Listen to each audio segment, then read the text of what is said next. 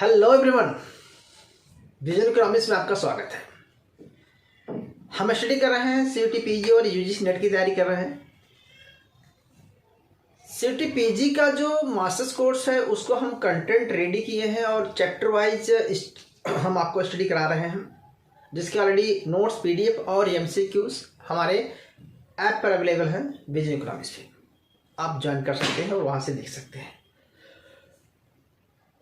इसी कंटेंट में हम लोग पढ़ रहे हैं प्राइस इलास्टिसिटी, और प्राइस इलास्टिसिटी में बहुत कुछ पढ़ाने के बाद हमने एक और कॉन्सेप्ट लेने जा रहे हैं, वो है रेक्टेंगल हाइपरबोला। क्लास एग्जाम में जो क्वेश्चन आते हैं बहुत थोड़ा सा डेप्थ में रहते हैं, तो हर कॉन्सेप्ट को समझने के लिए आपको बेसिक से बेसिक नॉलेज होनी चाहिए। तो रेक्टेंगल हाइपरबोला का मतलब होता है क्लास की प्राइस इलास्टिसिटी, जो कि हमने कहा कि यूनिट इलास्टिक यानी कि इलास्टिक कांस्टेंट होती है, वो हर एक पॉइंट पे क्या दिखाता है क्लास 1 दिखाता है। ध्यान समझना, वो ये कहता है कि ये हमारी डिमांड्स कर्व है, मान चलो, या चाहे वो लीनियर हो या चाहे नॉन लीनियर हो। अगर ए पॉइंट है तो कहता है कि इस पॉइंट पर ए पर जो प्राइस है और ये क्वांटिटी है गिवन है, तो इस पॉइंट पर इलास्टिसिटी हमेरा 1 होगा। अगर वो कहता है कि प्राइस चेंज हो जाता है, P से P1 हो जाता है और Q1 हो जाता है, तो प्राइस A से B पर आता है, पॉइंट इक्विलिब्रियम आता है, तो यहाँ पे इलास्टिसिटी इक्वल टू 1 होगा। लेकिन हमने पिछले क्लास में पढ़ा कि ऐसा होता नहीं है, क्योंकि हम हर एक पॉइंट पर अलग अलग इलास्टिसिटी होती है। तो रेक्टेंगल हाइपरबोला एक एक्सेप्शनल केसेस है जहां पर इलास्टिसिटी हमेशा कांस्टेंट होती है, यानी कि हम उसको 1 मानते हैं। इसका फार्मूला क्लास होता है क्या कि quantity is equal to K upon P। K upon P, K का मतलब यहाँ पर कांस्टेंट दिया गया है और P इक्वल टू प्राइस होता है। ठीक है, थोड़ा सा और देख लेते हैं। इसमें जो कांस्टेंट इलास्टिसिटी होती है, इसका मतलब क्या होता है क्लास कि ये जो परसेंटेज चेंज है, ध्यान समझना, परसेंटेज चेंज प्राइस में चेंज इन फार्मूला क्या होता है, price elasticity of demand is equal to 1। इसका फार्मूला होता है परसेंटेज चेंज इन प्राइस। जितना प्राइस में चेंज आ रहा है, ठीक है, जितना प्राइस में चेंज आ रहा है, जितना डिफरेंस आ रहा है, प्राइस में चेंज आ रहा है, उतना ही परसेंट जो है डिमांड में भी चेंज आता है। क्वांटिटी डिमांड में भी सेम परसेंट में चेंज आता है। तो जब अगर सेम परसेंटेज में चेंज आएगा क्लास, ठीक है, सेम परसेंटेज में चेंज आएगा, सेम उसी परसेंट में, तो इसका मतलब होता है इलास्टिसिटी हमेशा इक्वल टू 1 होती है। अच्छा, तो ये कहता है कि हर एक पॉइंट पर, यानी कि देखो क्लास, अगर P से प्राइस P2 हो जाता है, P से प्राइस P2 भी हो जाता है, यानी कि जितना प्राइस ये फॉल हुआ उतना प्राइस A भी फॉल हो रहा है। ठीक है, ठीक है, A भी फॉल हो रहा है। ठीक है, तो डिमांड्स उतनी ही बढ़ रही है इस रेशो में। तो यानी कि ये कहता है कि चाहे A पॉइंट हो, चाहे B पॉइंट हो, चाहे C पॉइंट हो, यहाँ पर इलास्टिसिटी इक्वल टू 1 होती है। यानी कि आप A से अगर B पे जाते हैं तभी इलास्टिसिटी इक्वल टू 1 होगी, और A से अगर B पे आते हैं तभी इलास्टिसिटी इक्वल टू 1 होगी, और B से C पे, यानी कि हमारे का मतलब हर एक पॉइंट पे इलास्टिसिटी इक्वल टू 1 होगी। इसको बोलते हैं रेक्टेंगल हाइपरबोला, यानी कि जो ग्राफ बनेगा वो रेक्टेंगल हाइपरबोला बनेगा, इस तरह से बनेगा। ठीक है, तो यानी कि हर एक पॉइंट पे इलास्टिसिटी इक्वल टू 1 आता है। लेकिन लोग सर इसको समझेंगे कैसे, इसको फाइंड कैसे करेंगे? तो तरीका देखो बेटा जी, हम ये कहना चाहते हैं, थोड़ा सा मिटाने का प्रयास करूंगा, ये रहने देता। चलो, आप क्या कर सकते हैं बेटा जी, ये कह सकते हैं कि ये जो एरिया, ध्यान समझना, ये जो शेप है, अगर इस पॉइंट पे है तो ये जो शेप है इतना, ये क्या हो जाएगा? कोई बताएगा क्या है? ये क्या हो जाएगा भाई? इतना प्राइस है और इतनी क्वांटिटी है, तो जो टोटल एक्सपेंडिचर है, टोटल एक्सपेंडिचर कह सकते हैं, total expenditure P into Q, P into Q, तो टोटल एक्सपेंडिचर आएगा। एज्यूम कर लेते हैं क्लास, थोड़ी देर के लिए मैं एज्यूम करता हूं कि भाई मान के चलो ये प्राइस 10 रुपये था, तो क्वांटिटी अब 10 की थी, तो कितना हो गया? 10 इंटू 10, यानी कि 100 रुपये खर्च। यानी कि ये जो टोटल रेवेन्यू है, टोटल एक्सपेंडिचर है, ये रेवेन्यू कितना है? 100 है। क्लियर है? अच्छा, अब मैं कहता हूँ कि प्राइस थोड़ा सा फॉल हो गया। प्राइस कितना हो गया? ये प्राइस हमारा हो गया 5 रुपीज़, प्राइस हो गया 5 रुपीज़। तो जो टोटल एक्सपेंडिचर है वो उतना ही होना चाहिए सेफ जितना इसका है। ये एरिया मिलाएंगे आप, ध्यान समझना, ये एरिया का जो सेफ है जितना ये है उतना ये भी होना चाहिए, ठीक है। इसका मतलब मेरी बात समझे, मैं आपसे कहना चाहता हूं कि आप एक मिनट, ये जो कॉन्सेप्ट, ये जो एरिया है, ये ट्रायंगल, ये एरिया इतना जो सेफ है, ठीक, ये और ए इक्वल होगा इसके, ओके। तो इसको कैसे निकालेंगे? अब इसका मतलब होता है कि P5 है तो कितना क्वांटिटी होगा कि 100 हो जाएगा, यानी कि 20 होगा, तो 20 पंचे 100, यानी कि प्राइस कितना फॉल हुआ हमसे है और क्वांटिटी कितनी बढ़ी, तो इस पॉइंट पर भी उसी परसेंटेज में बढ़ेगा। तो बेसिकली मैं बताना ये चाहता था क्लास कि हाइपरबोला का मतलब ये होता है कि हर एक पॉइंट पर इलास्टिक एक होगी और जो टोटल रेवेन्यू या टोटल एक्सपेंडिचर होगा, रेवेन्यू किसको बोलते हैं, अगर आप एक्सपेंडिचर करते हैं तो अगले का क्या होगा, रेवेन्यू आएगा, तो आपका एक्सपेंडिचर किसी का रेवेन्यू होता है, तो टोटल रेवेन्यू जो सेल करके ले रहा है या मार्केट में उसका बढ़ रहा है, ये एरिया इक्वल होगा। मेरी बात समझ में आई? तो हमें क्या चाहता है कि ये जो दोनों का सेफ है ये इज इक्वल टू ये इतना, ठीक है। तो हर एक पॉइंट पर अगर ऐसे जाएंगे तो ये अभी देखो ये सेफ पूरा होगा और इसको मिलाएंगे तो ये इक्वल होना चाहिए, ठीक है, तभी तो रेक्टेंगल हाइपरबोला बनेगा। क्लियर हुआ बात को? बस क्लास इतना है। तो अगर एग्जाम में पूछा जाता है कि रेक्टेंगल हाइपरबोला क्या होता है तो आप बताएंगे क्या कि हर एक पॉइंट पर इलास्टिसिटी इज इक्वल टू 1 होती है, इलास्टिक कांस्टेंट होती है, यानी कि इसका मतलब होता है कि जिस परसेंट में प्राइस बढ़ता है उसी परसेंट में डिमांड बढ़ती है, तो हर एक पॉइंट पर 1 होती है। कितना हुआ, बार बार इसी को रिपीट नहीं कर रहा हूँ, क्लियर हो गया, आप नोट डाउन करिए, ठीक है। और नेक्स्ट पॉइंट पढ़ते हैं क्लास, बहुत ही इंपॉर्टेंट है। इंपॉर्टेंट ये है कि ओके चलो एक चीज़ और पढ़ाते हैं, बहुत ही अक्सर एग्जाम में आपसे पूछा जाता है क्लास, एक minute just wait, okay. Total expenditure method आपको मैंने नहीं पढ़ाया, शायद थोड़ा सा रह गया था। तो टोटल एक्सपेंडिचर मेथड में कई बार क्वेश्चन पूछ लिए जाते हैं, आपने नोट कर लिया होगा तो ठीक है, आगे चलें।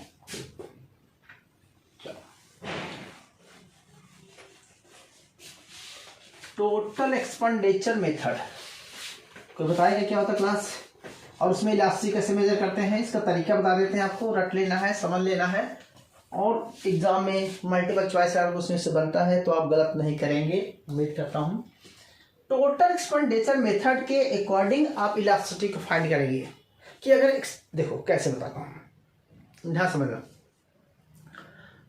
एक एग्जाम्पल लेते हैं, देखो मैं किसी बुकिश लैंग्वेज नहीं पढ़ाता, आपको पता है, चीज़ समझाता हूँ बेसिक से बेसिक। मान के चलो क्लास थोड़ी देर माने, मुझे नहीं पता कि आपके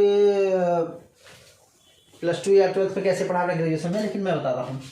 प्राइस मान के चलो क्लास हम देते हैं प्राइस 10 रुपये, प्राइस इक्वल टू 10 रुपीज़ है, तो मार्केट में आपकी क्वांटिटी की डिमांड आप कितना कर रहे हैं, 10 ही कर रहे हैं, थोड़ी देर के मानो, ठीक है। तो बताएंगे आपकी total expenditure, total revenue expenditure कितना हो रहा है, तो टोटल रेवेन्यू या टोटल एक्सपेंडिचर एक ही बात है, ठीक है, कितना हो रहा है क्लास, तो कैसे निकालेंगे, P इंटू क्यू। P कितना है यहाँ पर 10 है, कितना क्लास, चलो मान चलो बराबर करिए, 10 है और ये कितना है 10 है, तो कितना हो गया 100, मतलब टोटल एक्सपेंडिचर कितना हो रहा है 100। चलो हम एक ग्राफ बनाते हैं, एक एक समझाएंगे क्लास, एक एक समझ लेना प्लीज, ओके।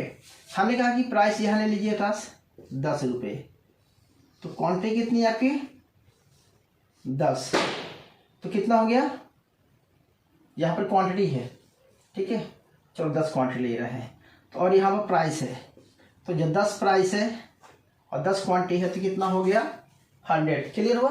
अच्छा, ये हो गई डिमांड, ये हमका एक पॉइंट मिल गया, ठीक है। अब बोलता हूँ क्लास की मार्केट में प्राइस हो गया 5 रुपये, प्राइस हो गया, नाउ प्राइस P1 हो गया, प्राइस हो गया, या लिखना चाह नहीं सकते इसको P0 और क्यू नॉट, ठीक है, बराबर 10 है। और ये अब प्राइस जो है P1 हो गया, मतलब प्राइस गिर गया, P से P1 हो गया। जब प्राइस P से P1 हो गया तो हम कह रहे हैं इसका रेट ये हो गया आपका 5 रुपये आ गया। कितना आ गया? 5 रुपये। तो प्राइस अगर 5 रुपीज़ आ गया तो क्वांटिटी अगर बढ़ रही है कितनी, क्वांटिटी कितनी बढ़ रही है? अगर क्वांटिटी 20 बढ़ जाती है, 20 कितना हो गया? क्वांटिटी की डिमांड हो गई 20, तो कितना हो जाएगा क्लास एक्सपेंडिचर आपका?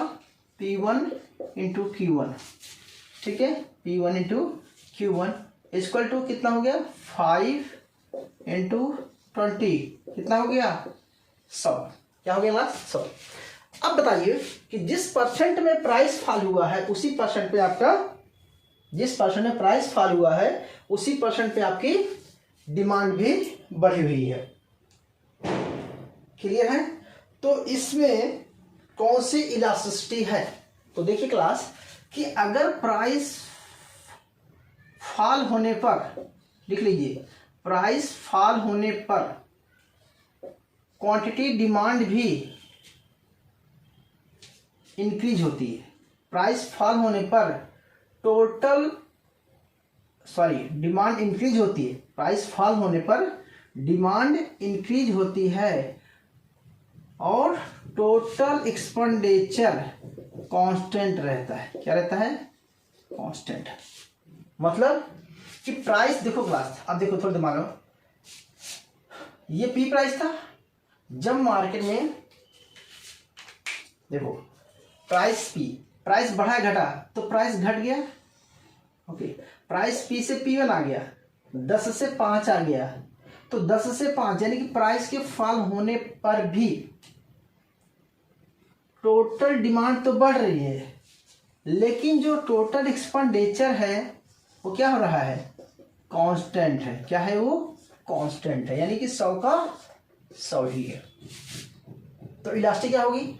और अगर प्राइस के इंक्रीज होने पर प्राइस घट गया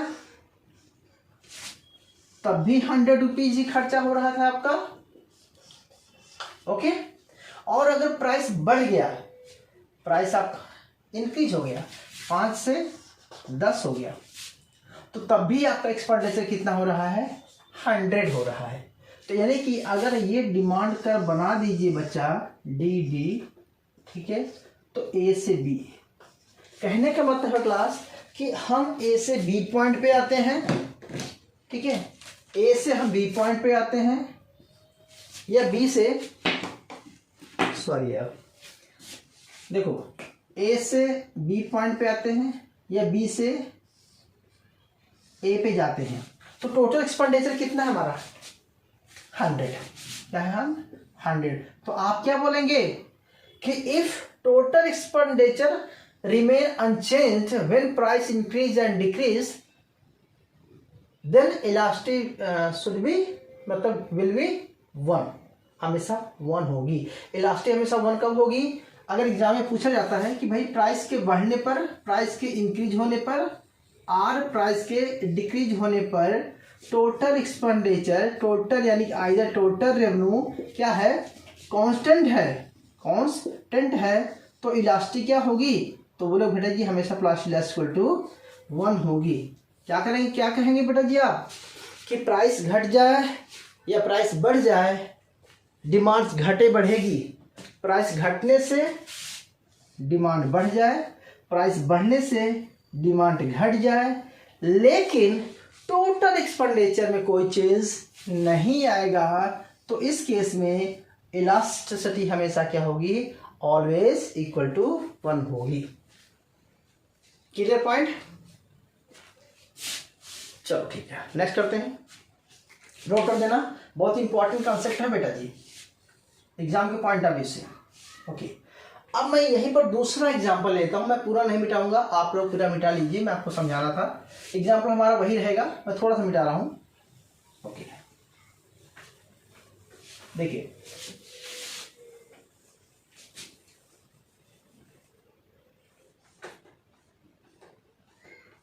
चलिए, अब देखो क्लास, मैंने बोला टोटल रेवेन्यू ठीक है, इसको पी नॉट के लिए बराबर P nought Q nought equal to, ठीक है। अच्छा, यानी कि प्राइस 10 था तो क्वांटिटी डिमांड 10 थी, पहले वाला था। अब मैं बोलता हूं कि अगर प्राइस के फॉल होने पर एक्सपेंडिचर बढ़ जाए, तो प्राइस के फॉल होने पर एक्सपेंडिचर बढ़ जाए। जैसे प्राइस फॉल हो गया, प्राइस पहले 10 था, अब प्राइस हो गया P1 कर दीजिए, प्राइस हो गया 5 रुपये, और क्वांटिटी डिमांड हो गई बेटा जी मान के लो 25। ओके, तो अब प्राइस 5 होने पर क्वांटिटी 25 हो गई, तो टोटल रेवेन्यू 1 कितना आएगा, TR1 तो 100 आया है, अब टोटल रेवेन्यू 1 कितना आएगा, हम P1 इंटू Q1 करेंगे, तो आगे लिखाएंगे 5 इंटू 25, 25 पंचे 125, 125। यानी कि इसका मतलब होता है कि जितना ये परसेंट चेंज हुआ है, आप P1 कितना कर दिए 5 रुपीज़, और इसको करिए 25, अब कितनी होगी क्वांटिटी 25। तो क्लास ए से अगर बी पे आते हैं, इसका मतलब क्या हुआ कि प्राइस घटने पर एक्सपेंडिचर क्या हो रहा है, प्राइस के फॉल होने पर डिमांड तो बढ़ रही है, क्वांटिटी डिमांड तो बढ़ रही है, लेकिन एक्सपेंडिचर भी इंक्रीज हो रहा है, यानी कि टोटल रेवेन्यू भी इंक्रीज हो रहा है। और प्राइस के इंक्रीज होने पर क्वांटिटी डिमांड भी डिक्रीज हो रही है, लेकिन टोटल एक्सपेंडिचर क्या हो रहा है, घट रहा है। अब बताओ क्या लिया, क्यों समझ आया कि जब मार्केट में प्राइस कम हो जाए, ध्यान समझना, प्राइस कम हुआ एक्सपेंडिचर बढ़ गया, ठीक है, और प्राइस अगर बढ़ गया तो एक्सपेंडिचर कम हो गया। जैसे प्राइस था पहले, प्राइस बढ़ गया, सॉरी प्राइस फॉल हो गया, प्राइस के फॉल होने से 10 रुपये से कितना हुआ 5 रुपये हो गया, प्राइस के फॉल होने पर एक्सपेंडिचर कितना हो गया 100 से 125 हो गया। और अगर प्राइस बढ़ गया 5 से अगर 10 हो गया, यानी कि ठीक है, तो एक्सपेंडिचर हमारा क्या हो गया, कम हो गया। तो अगर एग्जाम में पूछ लिया जाता है कि प्राइस के फॉल होने पर एक्सपेंडिचर बढ़ता है और प्राइस के इंक्रीज होने पर एक्सपेंडिचर घटता है, तो वह इलास्टिसिटी क्या होगी, बताओ तो क्या होगी, all it equal to elasticity क्या हो जाएगी, इलास्टिसिटी हो जाएगी इक्वल टू 1।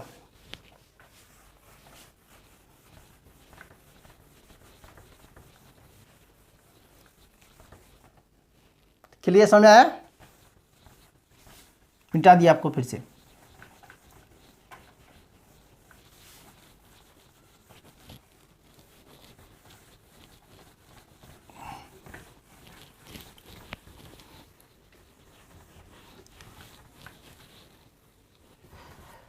ओके, तो कहाँ तक समझ आया कि जब मार्केट में प्राइस बढ़ेगा,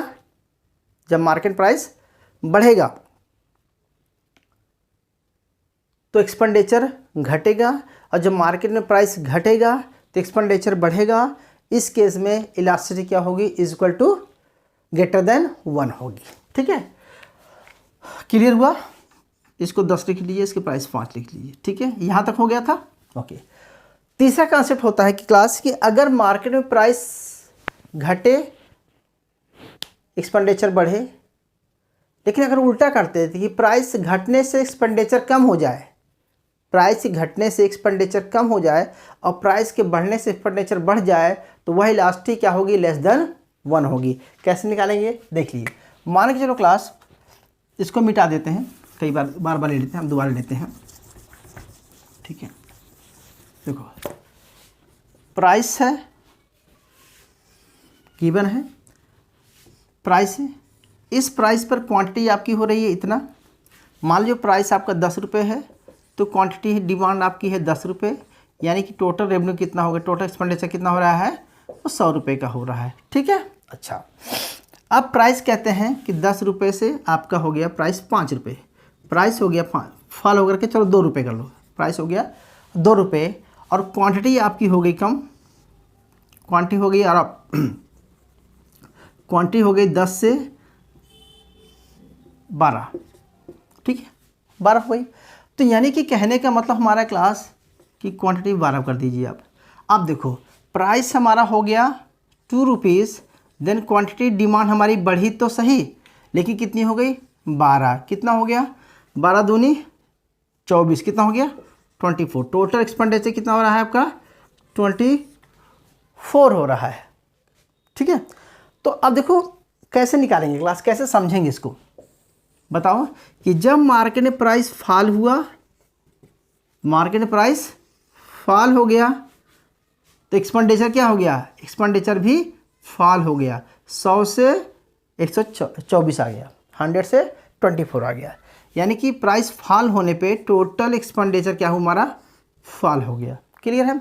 और अगर प्राइस के इंक्रीज होने पर, प्राइस के इंक्रीज होने पर टोटल एक्सपेंडिचर हमारा क्या हो गया इंक्रीज हो गया, तो क्या हुआ पॉजिटिव रिलेशन आया। क्या सा पॉजिटिव, यानी कि प्राइस के साथ प्राइस घटा तो एक्सपेंडिचर घटा, प्राइस बढ़ा तो एक्सपेंडिचर बढ़ा। ठीक है, तो जब प्राइस के साथ पॉजिटिव रिलेशन आए एक्सपेंडिचर का तो वो कौन सी इलास्टिसिटी हो जाएगी, वह इलास्टिसिटी लेस देन 1 हो जाएगी। क्या होगी क्लास, लेस देन 1 हो जाएगी। तो आपने 3 चीज़ें देखा कि प्राइस के, ठीक है, प्राइस के घटने से एक्सपेंडिचर अगर घट जाए, प्राइस के बढ़ने से एक्सपेंडिचर घट जाए तो वो डिमांड कर्व कैसा बनेगा, स्टीपर बनेगा, यानी कि elasticity equal to less than 1 होगी। ठीक है, तो आपको मोटे मोटे तौर पे 3 तरह की चीज़ें पढ़नी है। प्राइस का टोटल एक्सपेंडिचर मेथड से निकालते हैं इलास्टिसिटी। अगर एक्सपेंडिचर मेथड से निकालते हैं इसका मतलब होता है कि प्राइस के घटने पर एक्सपेंडिचर बढ़े और प्राइस के बढ़ने पर एक्सपेंडिचर बढ़े घटे, तो इस केस में क्या होगा, प्राइस के घटने से एक्सपेंडिचर घटे, प्राइस के बढ़ने पे एक्सपेंडिचर बढ़े, इसका मतलब price elasticity equal to greater than 1 होगी।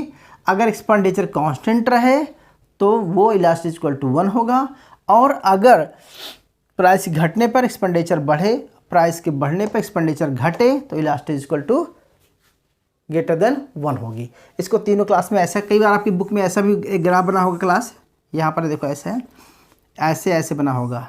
इसका मतलब क्या होता है, पहला केस से वे बताता है, थोड़ा सा हम ऐसा भी कर सकते हैं। ठीक है, देखो यहाँ पर एक्सपेंडिचर है क्लास, एक्सपेंडिचर है तो प्राइस देखो पी है, तो पी है तो एक्सपेंडिचर इतना हो रहा है, ओके ठीक है। अगर पी से प्लस P2 हो गया प्राइस तो एक्सपेंडिचर कितना हो रहा है, यहाँ लाइए इतना एक्सपेंडिचर हो रहा है P2, यानी कि टोटल एक्सपेंडिचर इतना हो रहा है। प्राइस घटा तो एक्सपेंडिचर पर हो गया बढ़ गया, तो A से B पर आते हैं। ठीक है, तो ये elasticity equal to greater than 1 हो गई। यानी कि कहना चाहता है कि प्राइस जब घट रहा है तो एक्सपेंडिचर बढ़ रहा है, प्राइस बढ़ रहा है तो एक्सपेंडिचर घट रहा है। ठीक है, तो वो क्या हो जाएगी, elasticity equal to greater than 1। और अगर P से P3 पे आते हैं, एक फार्मूला होता है P से P3 पे आते हैं, तो इसका मतलब क्या हुआ कि प्राइस घट गया तब भी एक्सपेंडिचर उतना ही था, और प्राइस बढ़ गया तब भी एक्सपेंडिचर उतना ही है। इस केस में इलास्टिसिटी इक्वल टू 1 हो गए। और अगर तीसरे पॉइंट लेते हैं क्लास, मान लीजिए P4 है, देखो प्राइस P3 से P4 पर आ गया तो एक्सपेंडिचर क्या हो गया, देखो P3 से P4 पर आ गया एक्सपेंडिचर घट गया, और प्राइस अगर P3 से P4 पर बढ़ गया तो एक्सपेंडिचर क्या हुआ हमारा बढ़ गया, तो यह इलास्टिसिटी लेस देन 1 हो गया। क्लियर हुआ। तो हम बेसिकली क्या पढ़ते हैं क्लास, हम ये पढ़ते हैं कि मार्केट में अगर प्राइस के चेंज होने से रेवेन्यू चेंज हो रहा है, रेवेन्यू के बेस पे हम दिखाना चाहते हैं कि इलास्टिसिटी कैसे मेजर करते हैं। अगर प्राइस कम हो रहा है तो एक्सपेंडिचर बढ़ रहा है, तो इसका मतलब होता है कि वह जो है इलास्टिक ग्रेटर देन 1 है। प्राइस चेंज होने पर रेवेन्यू नहीं चेंज हो रहा है, इसका मतलब इलास्टिक इक्वल टू 1 है। प्राइस कम होने पे एक्सपेंडिचर कम हो रहा है, इसका मतलब इलास्टिक ग्रेटर लेस देन 1 है। क्लियर है? तो इसको कई तरीके से आप समझ सकते हैं। अगर एग्जाम में अगर ऐसा एक न्यूमेरिकल क्वेश्चन बनता है, मल्टीपल चॉइस क्वेश्चन बनता है, तो कैसे निकालेंगे? तो आपको इलास्टिक दिया रहेगा, इलास्टिक से आप टोटल रेवेन्यू निकाल लेंगे, उससे आप प्राइस निकाल लेंगे, या प्राइस दिया रहेगा, क्वांटिटी दी रहेगी, ठीक है, या रेवेन्यू दिया रहेगा, क्वांटिटी दी रहेगी, इस तरह से कुछ भी हो सकता है क्लास। तो बेसिकली आपको एक फंक्शन दिया रहेगा, फंक्शन से भी निकाल सकते हैं। तो रिस्पांस दिया रहेगा कि इतना परसेंट प्राइस चेंज हो रहा है, इतने परसेंट क्वांटिटी चेंज हो रही है, तो इलास्टिसिटी क्या है। तो इस तरह से कुछ भी क्वेश्चंस बन सकता है।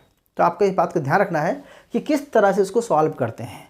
तो क्लास ये तो मोटे मोटे हो गया हमारा प्राइस इलास्टिसिटी को लेकर के बहुत सारी चीज़ें पढ़ ली आपने।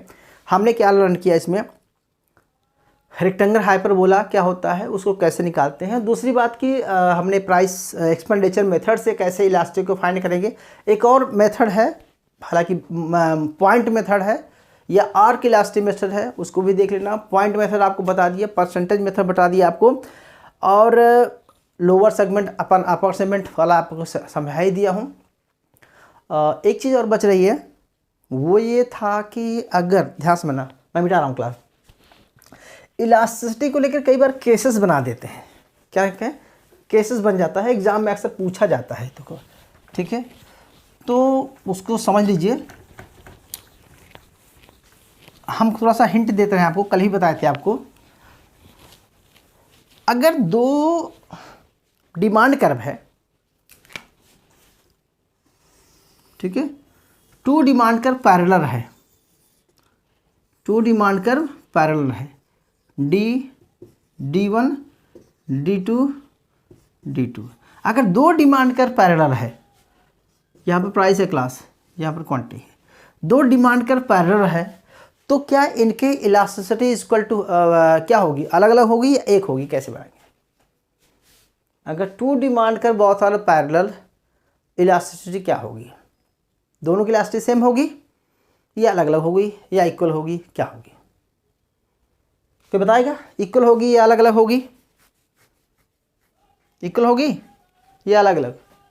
ओके, अब देखो हम क्या करना है, एक लाइन खींच दीजिए। आपको बताया था लोअर सेगमेंट अपान अपर सेगमेंट, लोअर सेगमेंट अपान अपर सेगमेंट, तो क्या हो गई? ये तो इक्वल नहीं आ रहा है, इसका मतलब इलास्टिक दोनों की अलग अलग होगी। ठीक है, दूसरा, अगर हम देखते हैं क्लास की दो डिमांड कर्व है, ए बी और ए सी, तो ए सी डिमांड कर्व है, ए बी डिमांड कर्व है, क्या दोनों डिमांड कर्व की इलास्टिक सेम होगी? यस या नो? तो बोलो सेम होगी। ये देखो ऐसे कर दीजिए, तो lower segment upper upper segment, lower segment upper segment जाएंगे, तो ये जो है दोनों के लिए क्या है, इक्वल आ रहा है। तो इसको बता देने की इलास्टिक इक्वल टू सेम होगी। अगर दो demand curve origin point same, meeting point different, then in this case elastic will be same. ठीक, ओके। एक चीज़ और पढ़ लेते हैं क्लास, हालांकि दो एप्लीकेशन है। एक एप्लीकेशन है कि अलग डिमांड कर्व जो है दोनों एक दूसरे को इंटरसेक्ट करते हैं, ओरिजिन पॉइंट सेम, ठीक है, एक डिमांड कर्व ये है और एक डिमांड कर्व ये है। तो बताओ इलास्टिक किसकी ज़्यादा होगी, किसकी कम होगी? ठीक है, तो कैसे बताएंगे क्लास, बताओ। इस केस में आपको फाइंड करना है कि इसकी इलास्टिसिटी ज़्यादा है कि इसकी ज़्यादा है। ठीक, तो क्या हुआ, लोअर सेगमेंट पर अपर सेगमेंट, लोअर सेगमेंट और अपर सेगमेंट। तो देखो इसकी क्या होगी, ये इस वाले का तो ये हो गया और इस वाले का क्या हो गया, इतना पानी इतना हो गया, तो दोनों की तो डिफरेंट इलास्टिक हो गई। अब किसकी किसकी ज़्यादा है, तो जिसकी फ्लैटर है उसका ग्रेटर देन 1 है, और जिसकी स्टीपर है उसका लेस देन 1 है। क्लियर है? ऐसे बहुत ज़्यादा न्यूमेरिकल में नहीं जा रहे हैं, बहुत ज़्यादा डेप्थ में जा रहे हैं, आपको इतना याद करने का तरीका क्या है।